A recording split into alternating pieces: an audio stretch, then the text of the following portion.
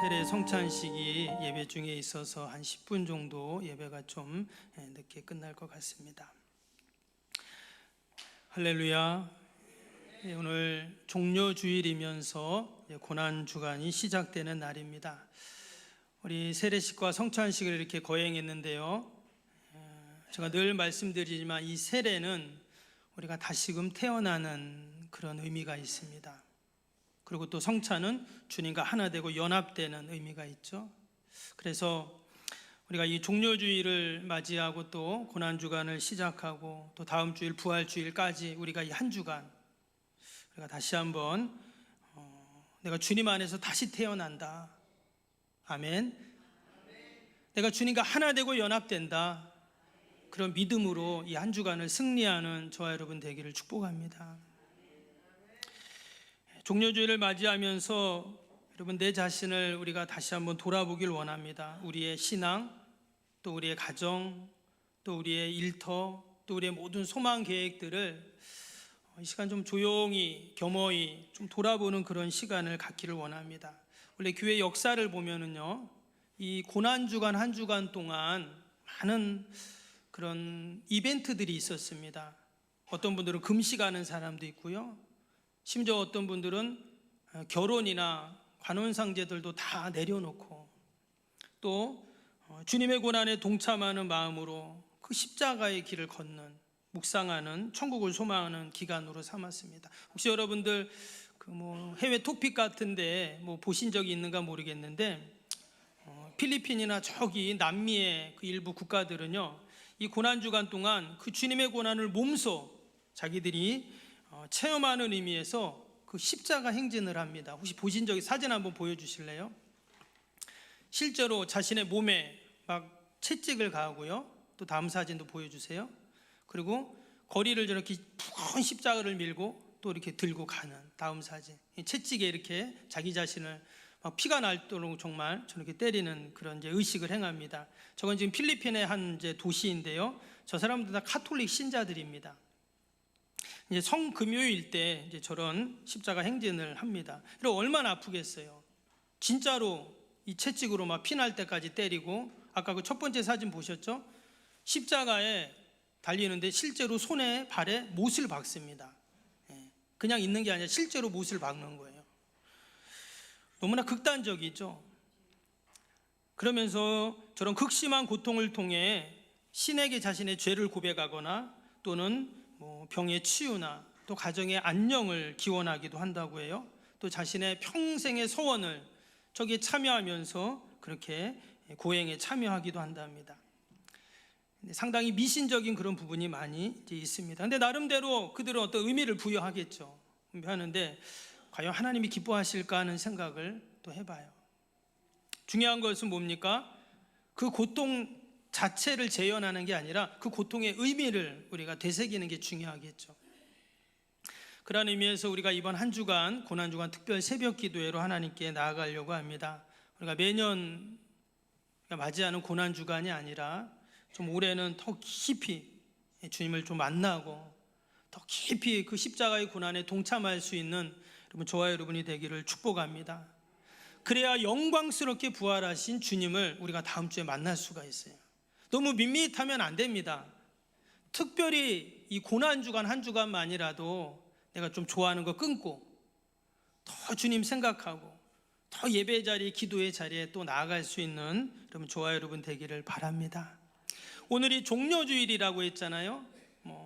우리 여기에는 좀 종려나무가 없는데 종종 이렇게 보면 종려나무 있죠. 관상용 종려나무가 있습니다. 종려나무가 있는데 지금 여기서 나오는 이 종려나무는 이스라엘은 큰 열매도 맺히는 그런 종려나무인데요, 요한복음 12장 13절에 보면 이런 말씀이 있어요. 종려나무 가지를 가지고 맞으러 나가 외치되 호산나 찬송하리로다 주의 이름으로 오시는 이곳 이스라엘의 왕이여 하더라.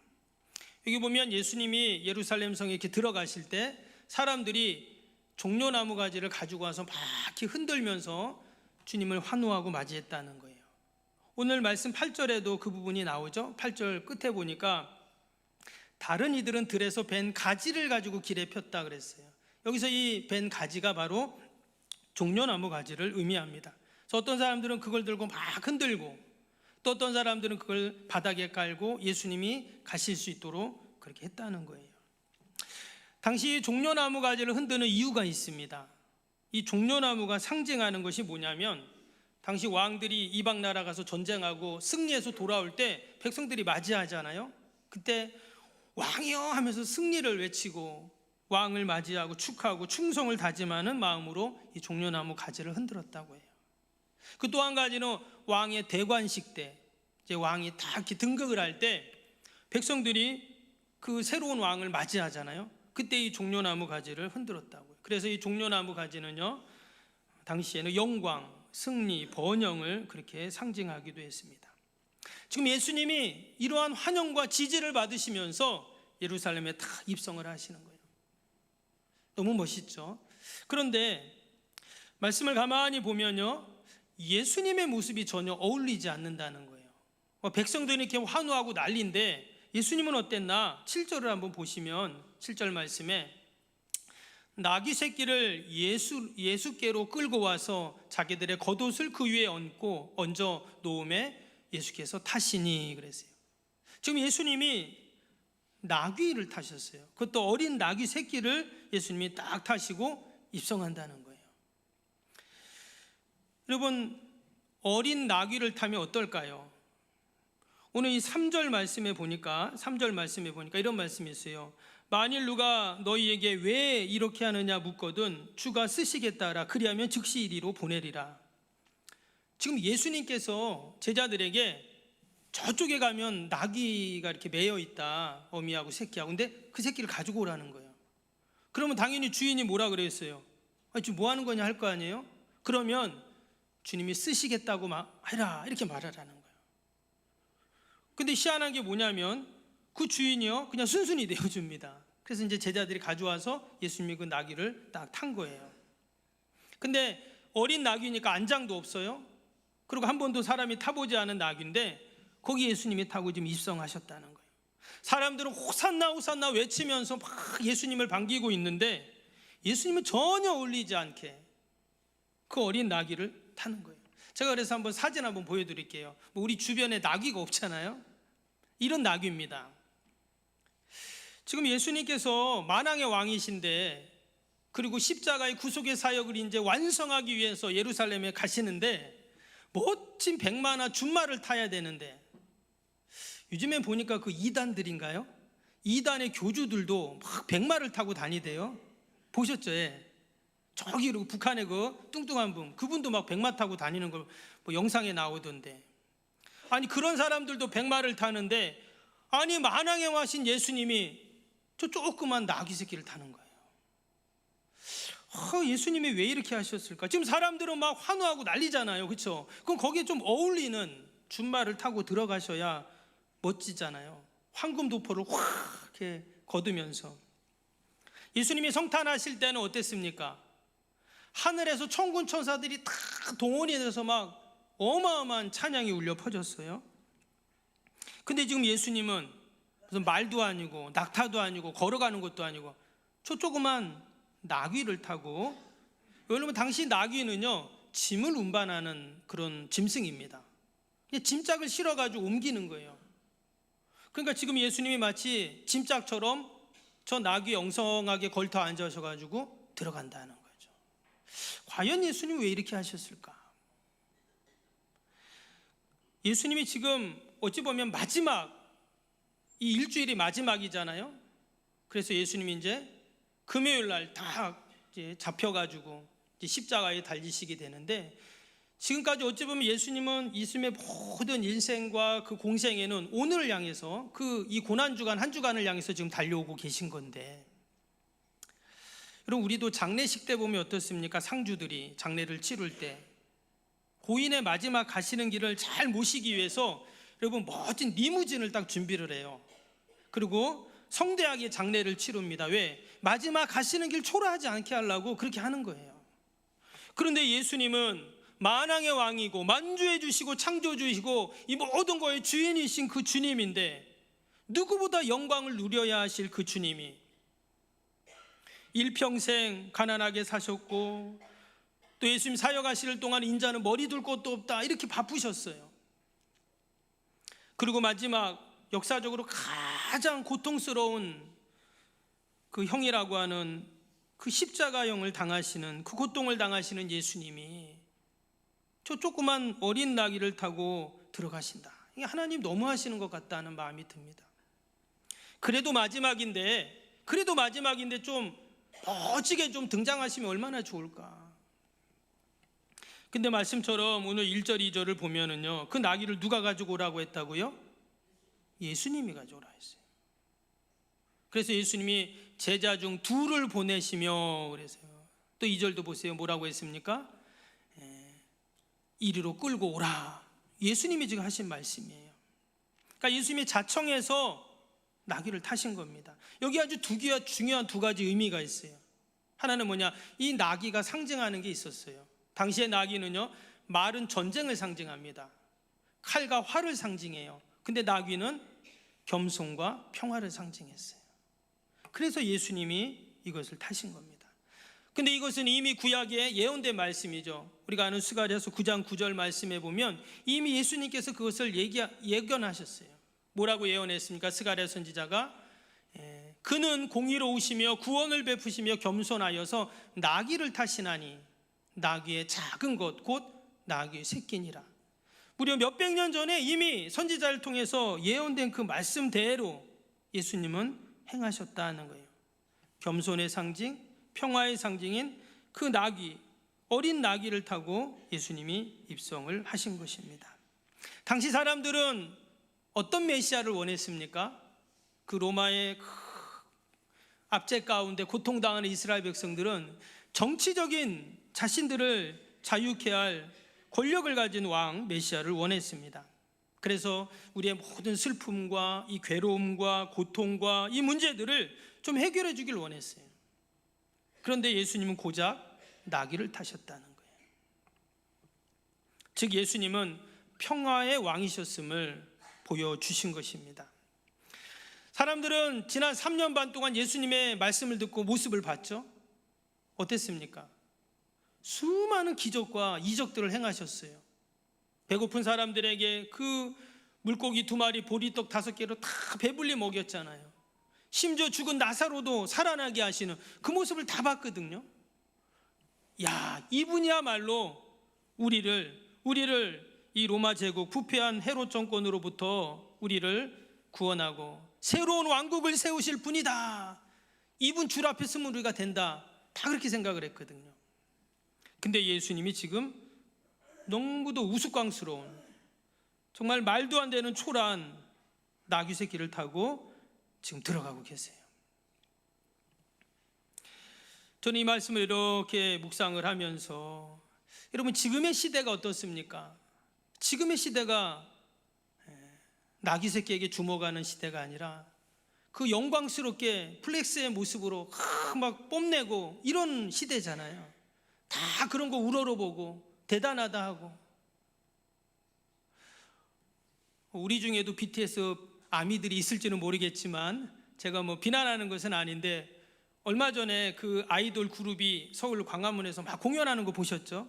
컴백 공연이라고 해서 막 전 세계 사람들이 모여가지고 몇만 명이 모여서 막 행사를 하고 막 대통령까지 나와서 막 얘기를 하고, 제가 그 모습을 보면서 한편으로는 좋죠.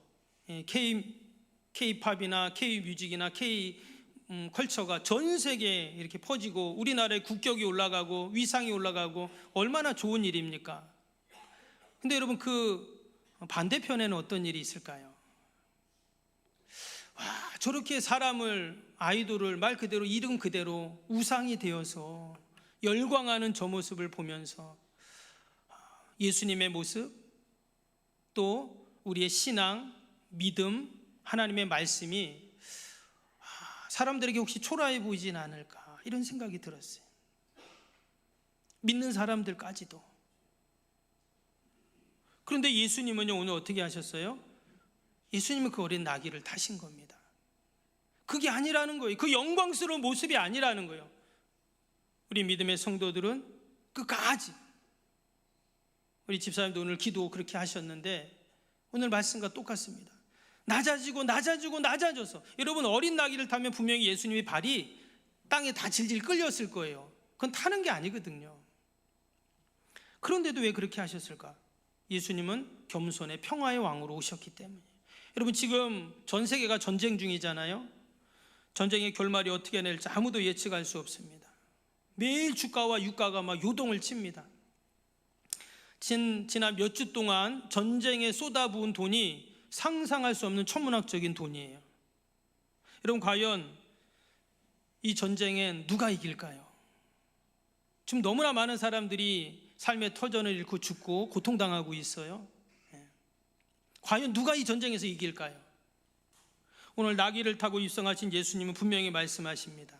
하나님의 나라는 총과 칼로 세우는 나라가 아니라 섬김과 희생과 평화의 나라라는 거예요.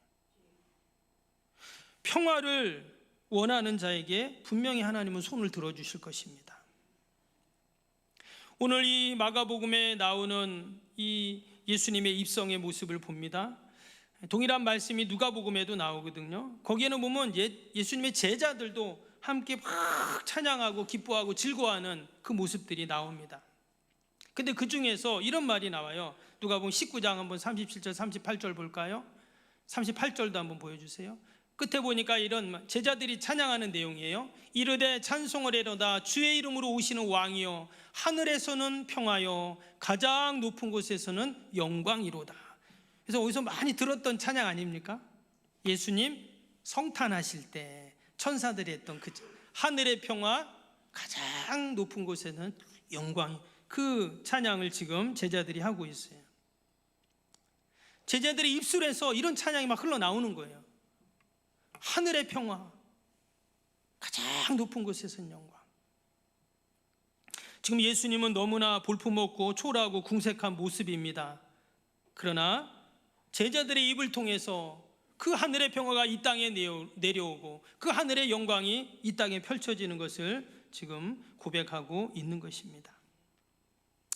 그러면 저와 여러분, 늘 우리가 평화를 사모하고 화평을 사모하고 아멘, 화목해하는 저와 여러분이 되기를 주님의 이름으로 축복합니다.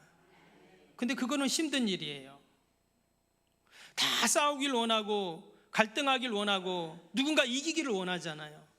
여러분, 내가 지고 내가 손해보고 내가 희생하고 섬기는 건 힘든 겁니다. 그래서 예수님은 마가복음 10장 44절 45절에 뭐라 그랬냐면 너희 중에 으뜸이 되고자 하는 자는 모든 사람의 종이 되어야 하리라. 인자가 온 것은 섬김을 받으려 함이 아니라 도리어 섬기려 하고 자기 목숨을 많은 사람의 대속물로 주려 함이니라. 아무리 예수님이 얘기하고 보여주고 기적을 행해도 안 바뀌어요. 사람이 바뀝니까? 안 바뀌어요. 여러분, 집에 있는 남편, 아내, 아이들 바뀌어요? 바뀌나 보네요. 안 바뀌더라고요. 안 바뀌어요. 아무리 해도 안 바뀝니다. 예수님도 지금 아무리 기적을 보여줘도 안 바뀌니까 어떻게 하셨어요? 나중에 십자가에 죽으신 거예요. 그래서 자기 목숨까지 대속물로 다 내어주신 겁니다. 왜? 예수님은 평화의 왕이시거든요. 자신을 로마서 3장 25절에 보면 어떻게 해요? 화목제물로 세우셨다 그래서 화목제물, 다 불태워서 드리는 제물로 자신을 드리면서 이 땅의 평화를, 화평을 도모하셨다라는 겁니다. 예수님 산상수훈에서 그렇게 하셨죠. 화목해하는 자는 복이 있나니 그들은 하나님의 아들이라 일컬으심을 받을 거라고 했어요. 여러분, 하나님의 아들은 뭡니까? 하나님의 모든 기업을 다 물려받는 자예요. 아들은 그렇잖아요. 누가요? 화목해하는 자가 그런 은혜와 축복을 주신다고 말씀하셨고, 그 모습을 나귀를 타면서 예수님이 예루살렘에 입성하시면서 그 화평과 평화와 화목을 우리에게 보여주신 것입니다. 여러분, 오늘 이 말씀에 예수님이 타신 나귀는 누구를 상징하냐면 바로 저와 여러분을 상징하는 겁니다. 아멘. 나예요. 나를 상징하는 거예요. 아무것 내세울 것 없는 나를 우리가 하나님의 자녀로 주님이 삼아주셨죠. 우리의 귀한 직분 주시고 사명 주셔서 하나님의 교회 또 하나님 나라를 섬기게 하셨습니다. 또 늘 건강 주시고 가정에 평안을 주시고 또 물질도 주시고 지혜도 주시고, 여러분 모든 거 하나님께서 우리에게 주셔서 우리가 지금 이렇게 있는 줄로 믿습니다.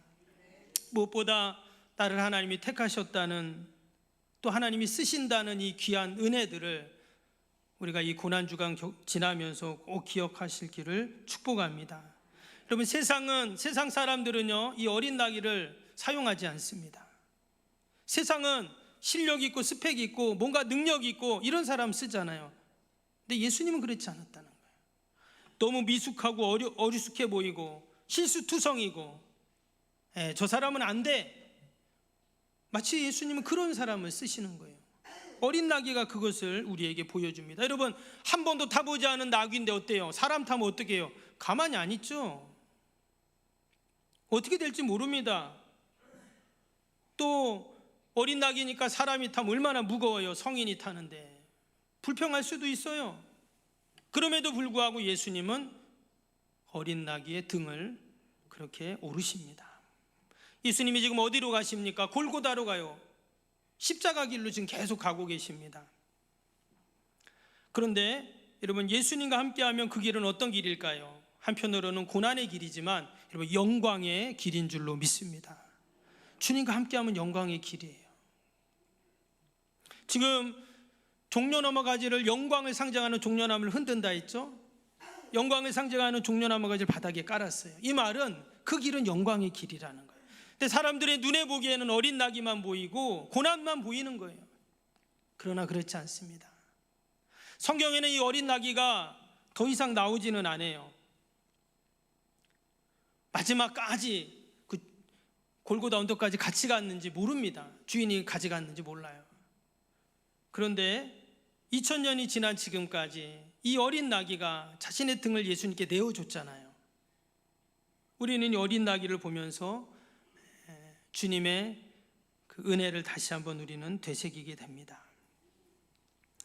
2000년이 지난 지금 우리가 이 고난주간을 보내면서 우리가 성찬을 통해 주님의 살과 피를 먹고 하나 되었는데, 우리가 한 주간을 보내면서도 우리도 이 어린 나귀처럼 주님께 우리의 등을 내어드릴 수 있는, 때로 그것이 시간이 될 수도 있고 물질이 될 수도 있고 또 은사가 될 수도 있는데, 우리가 주님께 기꺼이 하나님 나를 사용하여 주옵소서 함께 고백하기를 축복합니다. 하나님이 나를 사용해 주시는 것이 여러분 은혜이고 축복인 줄로 믿습니다.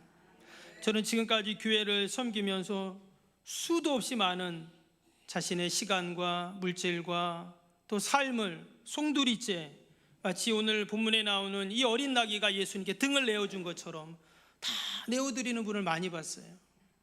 생각만 하면 다 가슴이 찡하고, 늘 평화를 위해, 화평을 위해, 화목을 위해 수고하셨던 우리 믿음의 선배들, 또 우리 성도들, 우리가 다시 한번 이 고난주간에 하나님 내가 어린 나귀가 되겠습니다 이로 고백하는 저와 여러분 되기를 축복합니다.